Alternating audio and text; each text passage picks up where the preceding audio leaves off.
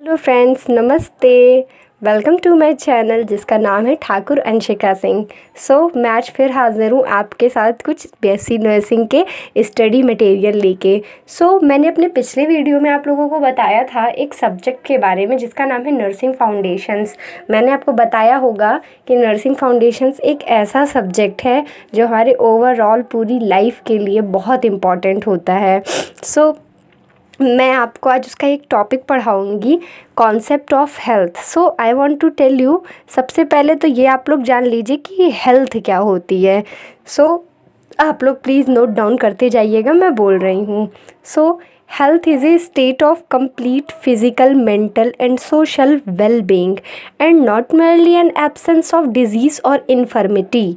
Health का मतलब होता है जो शारीरिक, मानसिक और सामाजिक तौर पे हर तरीके से जो सही रहे, उसको कहते हैं एक स्वस्थ पर्सन। स्वस्थ का मतलब सिर्फ ये नहीं होता कि जिसको कोई बीमारी नहीं है और जो विकलांग नहीं है वही स्वस्थ होता है। जी नहीं, आप लोग का मानना बिल्कुल गलत है। एक हेल्दी पर्सन को जो होता है वो complete physically, mentally and socially हर तरीके से वो सही होना चाहिए, तब वो एक हेल्दी पर्सन हम लोग उसको कह सकते हैं। अब हम लोग आते हैं कॉन्सेप्ट ऑफ हेल्थ में। कॉन्सेप्ट ऑफ हेल्थ समझने के लिए आप लोग नोट डाउन कर लीजिए। An understanding of health is the basic of all the health care. अगर हम लोग एक स्वास्थ्य को समझ लेते हैं, स्वास्थ्य का आधार समझ लेते हैं, तो ये एक हेल्थ केयर के लिए बहुत इंपॉर्टेंट चीज़ हो जाती है। अगर हम लोग हेल्थ केयर दे रहे हैं तो सबसे पहले ज़रूरी है कि हम लोग जान लें कि हेल्थ होता क्या, उसका आधार मान लें।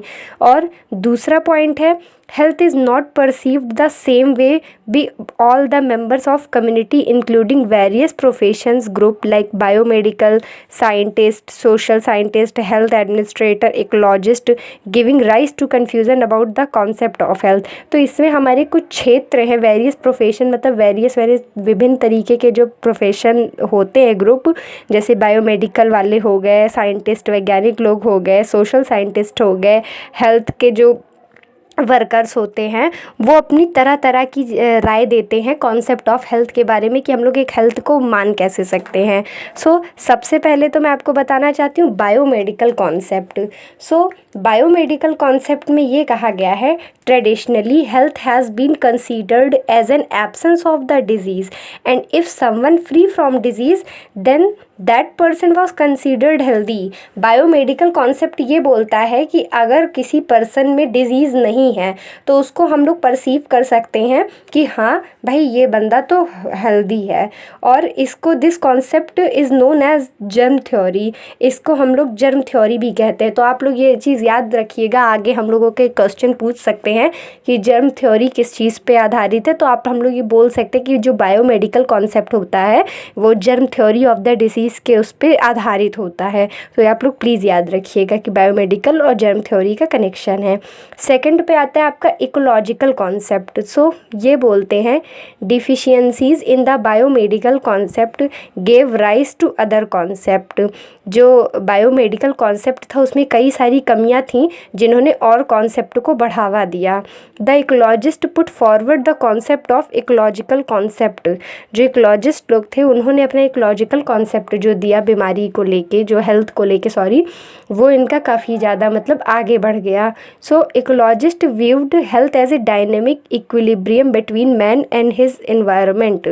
जो इकोलॉजिस्ट थे उन्होंने देखा कि जो स्वास्थ्य होता है और जो हमारा एनवायरनमेंट होता है ये एक दोनों का बैलेंस होता है, एक दोनों में बैलेंस होता है, एक स्वास्थ्य और एनवायरनमेंट के चलते। And the disease as a maladjustment of the human organism to environment. मतलब इसने ये कहा है कि अगर ह्यूमन का अपने एनवायरनमेंट से अगर इक्विलिब्रियम बिगड़ता है तो उसका स्वास्थ्य भी गड़बड़ा जाता है। मेरे ख्याल से वैसे ये लोग सही कह रहे हैं कि एक मनुष्य जो होता है वो एनवायरनमेंट से भी उसका बहुत ज़्यादा रहता है आपका अब हम लोग सेकंड कॉन्सेप्ट, इसका सेकंड हम लोग ने देख लिया। अब थर्ड कॉन्सेप्ट देखते हैं, साइको सोशल कॉन्सेप्ट।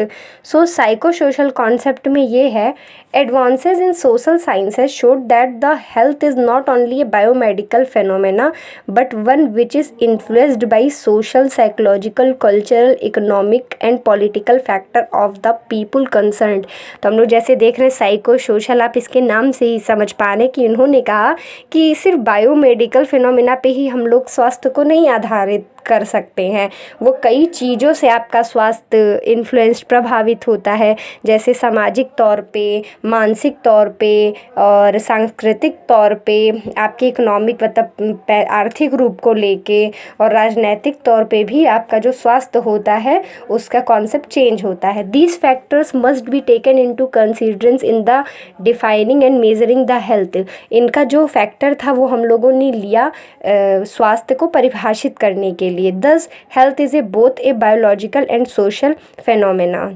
तो इन लोगों ने देखा कि जो हेल्थ है और बायोलॉजिकल एंड सोशल फिनोमेना से, दोनों से आपका इनका रहता है।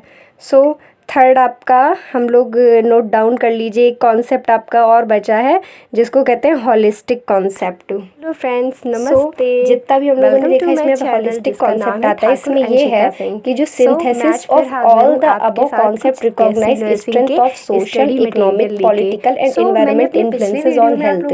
तो अभी जितना विश्लेषण किया हम लोगों ने, ऊपर साइको सोशल हो गया आपका, और इकोलॉजिकल हो गया, बायोमेडिकल हो गया, उसका विश्लेषण के बाद में ये देखा गया है कि जो सोशल, इकोनॉमिक, पॉलिटिकल और इन्वायरमेंट होता है वो इन्फ्लुएंस करता है, हमारे हेल्थ को बहुत ज़्यादा इन्फ्लुएंस करता है। सबसे हॉलिस्टिक कॉन्सेप्ट वाले ये बोल रहे हैं, this approach implies that all secretary of society have an effect on health, in particular animal, food industry, education, housing, public society, other sectors.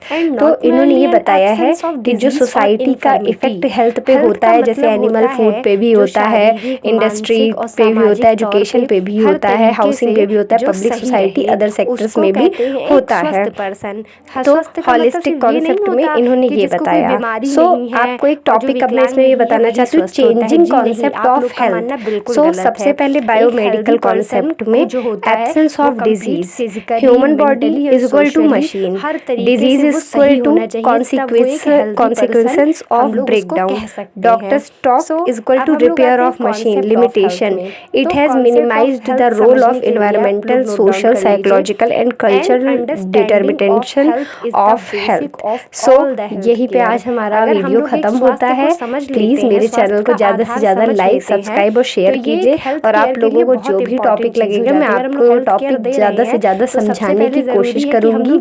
मैं ये भी कहना चाहती हूँ कि हाँ, मैं बहुत परफेक्ट तो नहीं हूँ, पर हाँ मुझे लगता है कि जिनको थोड़ा हिंदी में जानना है वीडियो को, जिनको समझना है कोई टॉपिक, हम उनकी थोड़ी बहुत तो हेल्प जरूर, मैं 100% तो नहीं बट